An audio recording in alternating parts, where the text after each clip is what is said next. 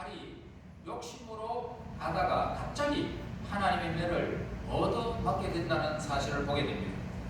그리고 뒤늦게 우리는 우리가 주인이 아니라 나는 하나님의 종입니다, 이렇게 깨닫기 시작한다는 거죠. 한 방 얻어맞고 나서. 그래서 우리는 이기적인 주인이 아니라 하나님의 인도하에 있다, 이것을 우리는 꼭 기억해야 됩니다. 그리고 우리를 구속하실 때와 마찬가지로 심판하실 때에도 사랑을 베푸시는 하나님의 다스림 안에 있다는 것입니다. 그래서 3절 보세요. 보라, 내가 너희의 자손을 꾸짖을 것이요. 자, 이제 아론의 후손들은 쟁기를 갈고 실을 뿌리는 일과 상관이 없게 되었습니다. 그래서 왜 그들이 밭에 뿌려야 할 실을 더럽게 만들었을까? 왜 거기서 그 적을 취하였을까?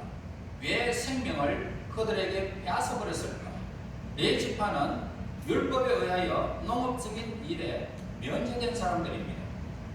그렇지만 그들이 생산물에서 실조를 드려야 하는 의무로부터 면제를 받은 것은 아니다는 겁니다.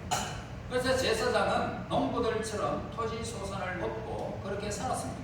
그러나 그들이 잘못된 길로 나아갈 때 하나님으로부터 징벌을 받았다는 것입니다. 씨 뿌리는 것은 굉장히 쉽지요. 씨 뿌리는 것은 쉽습니다. 종자는 우리 눈에 항상 건강한 씨나 풍성한 수확기 때의 것과 같이 보일 수도 있습니다. 그래서 이 씨를 뿌리면 우리는 그 풍성한 수확기를 내가 누릴 것이다 라고, 그렇게 우리는 그 씨를 보면서 수확기를 생각할 수도 있습니다. 농부는 종자가 늘 좋다라고 말할 수도 있습니다.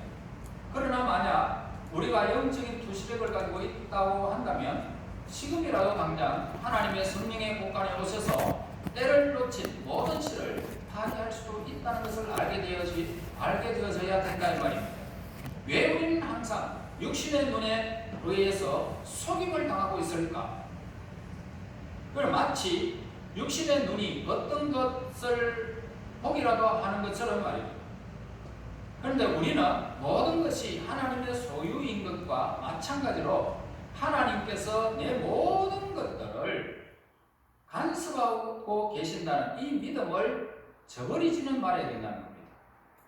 그러니까 하나님은 포도주를 다시 포도로 만드실 수도 있는 분이십니다. 하나님께서는 우리 자신의 근거를 완전히 그냥 없이 할 수도 있습니다. 왜 모든 것이 하나님의 다스리심과 은혜 아래 있음을 믿지 못하느냐, 이걸 오늘도 우리에게 주장하고 있습니다. 그래서 공중에 날아다니는 새를 보아라, 덜에 피는 백합화를 보아라, 예수님께서 말씀하셨죠. 왜 보라고 그랬습니까? 모든 것은 하나님의 손길 아래 있지 않느냐, 이것을 우리 예수님께서 가르쳐 주기 위함이었습니다. 그러나 하나님께서는 복을 빼앗아 가시겠다라고 말씀하지는 않습니다. 하나님은 복이 남아 있도록 하실 것입니다. 완전히 다 빼앗아 가지 아니하고 남아 있도록 하실 것입니다. 그러나 이 복이 남아 있도록 하실 것이지만 손상가게 하신다는 겁니다. 치명적인 치명타를 있게 하신다는 것이요. 그래, 열매 중에 이상하게 부패해 가는 것이 있다는 겁니다. 그것은 눈으로 볼 때는 아주 싱싱하지만은, 그러나 일단 손으로 그 열매를 잡아서 그렇게 힘을 주는 순간 어스러져 없어진다는 것입니다. 자, 이렇게 된다. 그래서 이제 이와 비슷한 과정이 본문에 나오는 이스라엘 사람들의 복과 기쁨과 위로와 평안 위에 내려졌다는 것입니다. 영원히 누리던 모든 위로와 기쁨을 멀리 그들에게 사라져버린 것입니다. 그래서 보통 좋은 것이라고 불리던 그것이 이제 행복과는 관계가 없이 되어버렸습니다. 좋은 것을 맺지 않게 되었다는 것입니다. 나무는 잘려지지 않았지만 그 나무가 시들어버렸다는 것입니다. 만약 하나님께서 우리로부터 복을 즐길 수 있는 권리를 빼앗아 가는 날에는 오늘 우리에게 남는 것이라고는 저주가 남게 될 것입니다. 맹인은 아주 아름다운 광경을 본다라고 할지라도 그 아름다움은 눈이 뜬 사람에게는 소용이 있지만 눈이 어두운 사람에게는 아무리 아름답다고 외쳐도 소용이 없습니다. 우리의 외부 감각기관이 형체의 소리를 알아채듯이 우리의 영혼도 기쁨과 슬픔을 느낄 수 있는 기관, 말하자면 영적인 감각을 가지고 있는 것입니다. 건강한 상태, 즉 객관적으로 우리가 복이라고 부르는 것들에 둘러싸여 있을 때는 즐거움이 있고 우리에게 행복을 누릴 수가 있습니다. 그러나 한순간에 하나님께서 이 모든 것들을 행복과 즐거움을 앗아갈 수도 있다는 것입니다. 외적인 측면이 하나도 변하지 아니하고 그리고 외적인 상황이 동일하여도 하나님께서 우리의 영혼이 외적인 복에 행복을 느끼지 못하게 만들 수도 있다는 것입니다. 그러니까 내가 영적으로 내가 무뎌지고 영적으로 타락해 있고 영적으로 하나님을 생각하지 않고 아무렇게나 내 신앙생활 내 멋대로 한다 할지라도 내 삶에는 변하지 않을 수도 있다는 것입니다. 그러나 그 삶에 변하지 않는 그곳이 전에는 행복을 누렸는데 지금은 행복을 못 누린다는 것이 문제라는 거죠. 그게 뭡니까? 영적으로 병들었기 때문이에요. 마치 맹인이 낮 동안에 빛을 알 수 없는 것과 똑같은 것입니다. 낮이라 그래도 그들은 낮인지 밤인지 구분을 못합니다. 우리가 비록 육신적인 복을 누리고 있을 때에도 하나님께서는 우리를 우월하고 감사치 아니하고 비참한 상태로 만드실 수도 있더라는 것입니다. 어떤 사람이 재산을 많이 가지고 있다 할지라도 자기의 일터에서 죽을 수도 있다는 이 두려움으로부터 마음이 온전히 자유로울 수도 없다는 것입니다. 그리고 이런 일은 아주 흔히 일어나는 일들입니다. 복을 빼앗아 가버리는 것보다 복을 저주하는 것이 천배나 괴롭고 쓰라린 그런 형벌이라는 것입니다. 빼앗는 것보다는 저주하는 것이 더 괴롭고 쓰라린 것이죠. 전에는 이걸 행복하고 이걸 가지고 있을 때 행복했는데 왜 내게 행복이 사라졌을까? 여러분 곰곰이 여러분 자신을 한번 생각해 봐야 됩니다. 왜 그럴까요? 그러니까 하나님께서 그 주었던 복을 저주했기 때문에 그렇다는 거예요. 심각한 문제가 아닐 수가 없어요. 우리는 아무렇게나 그냥 사람 사는 게 그렇지 라고 생각하면 살아요. 여러분 이 말라기서를 통해서 여러분이 회복돼야 됩니다. 회복되지 아니하면 여러분들의 삶을 즐거움으로 누릴 수가 없고 행복을 누릴 수가 없습니다.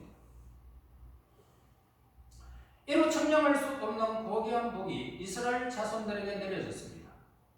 만약 그들이 그 복을 신실하게 활용하기만 했더라면 얼마나 그 많은 복을 받으면서 번영을 누릴 수 있었겠는가 하는 것입니다. 그러나 그들은 하나님의 은혜를 충실하게 감당하지 못했다는 겁니다.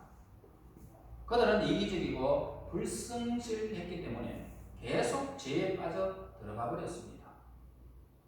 그들은 약속의 땅에 들어가자마자 하나님을 잊어버렸습니다. 이방 신들을 따랐습니다. 그러므로 지존자의 저주가 그들에게 임하게 된 것입니다. 그래서 끔찍한 징벌이 내려졌고 결국은 그들은 완전히 파멸당하고 말았던 것입니다. 심지어 그들이 종종 받던 복마저도 저주로 변해버렸다는 것입니다. 가장 큰 영광이었던 영적인 빛, 자만심을 불붙이는 데 사용됐던 것입니다. 하나님의 성별된 민족이라는 이 의식이 다른 민족들을 혐오하는데 경멸하는 데만 쓰였던 것입니다. 죄가 습관적이 됨으로 말미암아 그들의 마음은 굳어져 버렸고 결국에는 우리 주님 이스라엘의 소망이신 예수님이 오셨을 때에도 그들은 마음이 굳어져 있었기 때문에 예수님을 받아들이지를 않았던 것입니다. 그들은 생명의 예수님을 못 박아 살해해버리고 말았습니다. 하나님의 섭리는 모든 시대에 동일하게 나타난다는 겁니다. 어떠한 시대라 할지라도 민족적인 범죄를 저지르면 민족적인 고통의 징벌을 받게 된다는 겁니다. 어떤 민족이 죄를 범하여 하나님의 복수를 불러일으킬 때에는 그들이 누렸던 혹은 저주로 변하고 만다는 것입니다. 자, 본문의 말씀은 이제 개인적으로 한번 적용해 볼 수도 있습니다. 물론 그것은 분명하고 단일하게 볼 수 있는 것은 아닙니다. 왜냐하면 그 이후에 개인들에게 하나님의 보상이 주어지기도 하기 때문입니다. 다른 사람보다 아주 특출한 어떤 인물에게 본문의 말씀이 어떻게 적용되어졌는지 관찰할 수는 있습니다. 하나님의 말씀을 마음에 심이지 않았을 때 가장 복으로 여겼던 것들이 종종 얼마나 저주스러운 것이 되는가라고 하는 것입니다. 일반적으로 세상적인 성공, 명성, 지적인 언사, 권력, 부, 건강 등이 잘못 사용되는 경우를 보게 된다는 것입니다. 영적인 빛은 뭡니까? 세상적인 번영보다 훨씬 값진 이익이 있는 것입니다. 영적인 복은. 그러나 심지어 영적인 빛조차도 마땅히 사용되지 못할 때 우리의 죄에 대한 저주로 변하고 만나는 것입니다. 선이 변하여 악이 되는 이러한 섭리의 정당성을 누가 이렇게 비난할 수 있겠느냐는 겁니다. 이 고난은 오직 하나님께 속한 것이기 때문에 어느 누구도 저주로 변한 것들을 비난할 수 없습니다. 복은 처음에는 하나님 자유롭고 무조건적인 자비로서 하나님께서 오늘 우리에게 내려지는 것들입니다. 보편적으로도 내려지고 특별하게 우리에게 내려집니다. 복은 항상 하나님으로부터 오기 때문입니다. 세상에서는 복을 주는 사람은 없습니다. 축복한다 이렇게 말하지 복을 내리는 것은 하나님밖에는 없습니다. 우리가 약한 행위를 할 때에는 하나님의 신실한 종으로 계획된 기쁨을 우리가 소유하지 못한다고 하여서 불평할 수는 없습니다. 우리가 자의적으로 파멸의 길을 고집할 때 우리를 둘러싼 일들이 악하게 된다고 할지라도 불만을 토로할 그런 여건이 되지 않습니다. 하나님의 징벌은 보다 끔찍하고 보다 지속적인 고통으로부터 건지시기 위하여 그리고 우리의 영혼을 일깨우기 위하여 우리에게 주어지는 것들이라는 것입니다. 우리의 모든 복은 보는 대신은 복에 보는 대신은 하나님의 이름에 영광을 돌려야 함은 분명히 오늘 우리에게 가르쳐주는 성경입니다. 우리의 모든 복은 하나님께 영광을 돌리는 데 사용하라는 것입니다. 그러나 하나님께서는 지혜와 복을 위하여서만 우리에게 하나님의 충성하심을 주셨음을 마음속에 간직해야 됩니다. 모든 선한 일을 베푸시고 완전한 은사를 주시는 하나님께서는 너무나 공의로우십니다. 위로부터 우리가 받은 이 분량에 따라서 엄격하게 계산을 해서 요구하시면서 각 사람의 행한 대로 보응하시는 분이심을 우리가 분명히 알아야 됩니다. 많이 심은 자는 많이 거두고 적게 심은 자는 적게 거두게 된다는 것입니다. 많이 충성한 사람은 하나님은 또 그에게 합당하게 주실 것이고 그렇지 않은 자에게는 또 그렇게 하시는 것입니다. 우리는 불평불만해서 안 됩니다. 다른 사람들을 이렇게 비준하면서 저 사람은 내하고 똑같이 버는데 왜 저 사람은 부유해지고 나는 가난해질까? 여러분들이 심은 대로 거두기 때문입니다. 절대로 우리가 하나님 앞에 우리의 삶을 절대로 비교해서는 안 된다는 것입니다. 하나님의 승리라는 것을 깨달아야 됩니다. 자, 말라기 시대에 타락한 제사장들에게 들려주는 이상적인 제사장상에 대한 언급이 나타나고 있는데 그들은 하나님과 함께 하는 길에서 벗어났다는 것입니다. 본문의 말씀은 제사장의 직무 중에 특히 가르치는 측면을 언급하고 있습니다. 그러므로 우리는 그 당시의 제사장들을 오늘날의 복음 사역자와 비교할 수가 있습니다. 6절에 보세요. 그의 입에는 시작. 그의 입에는 진리의 법이 있었고 그의 입술에는 불량함이 없었으며 그가 불량하던 세상으로 나와 동행하여 많은 사람을 비켜 제자에게 여기서 결코 잊어서는 안 될 보화가 숨겨져 있습니다. 사역자는 어떠한 상황에서도 어떠한 성품을 가지고 있고 어떠한 고난이 온다 할지라도 이 점을 잊어서 안 된다는 것을 말합니다. 저 무슨 말이냐면 하나님과 개인적으로 동행하는 삶을 살아라. 사역자는 항상 하나님과 개인적으로 동행하는 삶을 살아라고 오늘 이 보화를 우리에게 가르쳐 줍니다. 사역자는 일상적인 생활 속에서 하나님과 동행을 실현해야 된다는 것입니다.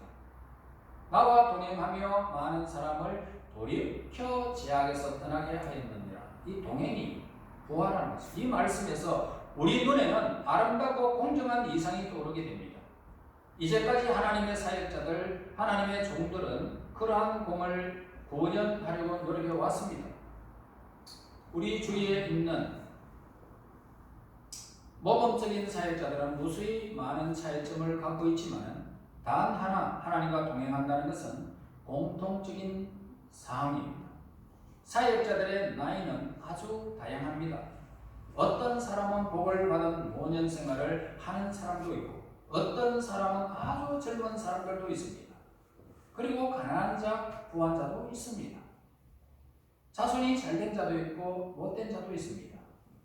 노년에 든 사람들은 풍부한 경험을 가득 가지고 있습니다. 또 젊은 사람들은 인생의 출발기에 있습니다. 그러나 이들 모두는 순수하고 정화된 마음을 가지고 있고 한시라도 하나님의 평강으로부터 떠나본 적이 없는 사람들입니다. 그들의 진정한 행복은 하나님의 일을 하며 예수님의 말씀을 깊이 연구하는 데 있었던 것입니다. 자, 분명 우리가 하나님과 동행한다면 하나님께서는 그 오른손을 거두지 않을 것입니다. 이제 하나님과 동행하는 삶이 사역자의 직무에 어떠한 영향을 끼치는지를 지적해보고자 합니다. 먼저 하나님과 동행하는 삶은 견해의 폭이 넓어집니다. 동행하게 되면 어떤 생각하는 폭이 점점 넓어집니다. 뿐만 아니라 평온함을 가져줍니다. 무슨 일이 있어도 흔들리지 않습니다. 다시 말해서 항상 소망을 가지고 살아가게 되어 있습니다. 하나님과 동행하게 됩니다. 그래서 하나님과 동행하는 사역자는 자신의 악과 다른 사람에게 있는 악의 실체에 대해서 아주 민감하게 반응합니다. 그래서 하나님과 동행하게 되면 죄를 짓고 나면 감당할 수 없습니다. 자꾸 어두워지는 면이 있고 또 하나님과 멀어지는 관계가 되는 것 같고 그럴 때마다 회복하려고 얼마나 노력하는지 모릅니다. 굉장히 민감한 상황을 가지고 있죠. 하나님과 동행하는 것은 민감하다. 죄를 지을 때마다 민감하다라고 여러분들 알면 되겠습니다. 또한 하나님의 영원한 손길 아래 성공과 실패가 달려있음을 믿고 항상 생활하게 되어 있습니다. 그리고 그러한 삶은 또한 다른 사람에게 영향을 끼칠 수 있는 사역자가 되게끔 만들어 주는 것입니다. 그런 사역이 설교단에서 이루어지든 연구 중에 이루어지든 오두막집에서 이루어지든 아파트에서 이루어지든 건강한 사람과 만남으로 이루어지든 환자들 사이에서 이루어지든 간에 분명히 많은 사람들을 현재 악에서 돌이켜 살아계신 하나님을 믿게 만들고 또 하늘에서 오신 하나님의 독생자를 기다리도록 만드는 유력한 도구가 되는 것입니다. 그래서 하나님의 사역자는 하나님과 동행하는 것이 굉장히 중요하다. 언제나 어떤 상황이 있어도 민감하게 반응할 수 있다는 겁니다. 하나님과 동행하게 되면 항상 하나님 편에서 모든 것들을 생각하기 때문에 민감하게 반응하게 되어 있습니다. 여러분들 한번 가만히 생각해 보세요. 내가 하나님과 동행하고 있는지 아닌지. 모든 것이 민감하게 이런 일들은 또 이렇게 하나님이 하시는 일이구나 저렇게 하는 거나 늘 이렇게 내 삶에서 어떤 일이 떡떡 굵어질 때마다 하나님과 관계에서 해석되어진다면 이 사람은 하나님과 동행하는 사람입니다. 이것이 보화라는 것을 우리에게 가르쳐주고 있습니다. 얼마나 귀한 보화인지 모릅니다. 여러분 하나님과 동행하셔야 됩니다. 우리 모두 하나님과 동행하여 많은 사람들을 악에서 떠나게 하는 그런 하나님의 사역자들이 되시기를 예수님의 이름으로 축원합니다. 아멘. 하나님 은혜 감사합니다. 오늘도 하나님과 이렇게 귀한 사역을 축복의 의미를 배우게 됨을 감사합니다. 하나님과 동행하는 삶이 가장 축복의 의미요 부활하는 것을 깨닫게 됩니다. 이제 하나님께서 허락하시는 날까지 모든 것이 민감하여 하나님의 뜻 안에서 해석되어지게 하여 주시고 이 땅에 수많은 악들이 있지만 그 악을 떠나는 자들이 되어져서 많은 사람들을 옳은 대로 돌아오게 할 수 있는 하나님의 거룩한 동행자들, 사역자들이 될 수 있도록 인도하여 주시옵소서. 예수님 이름으로 기도하옵나이다. 아멘.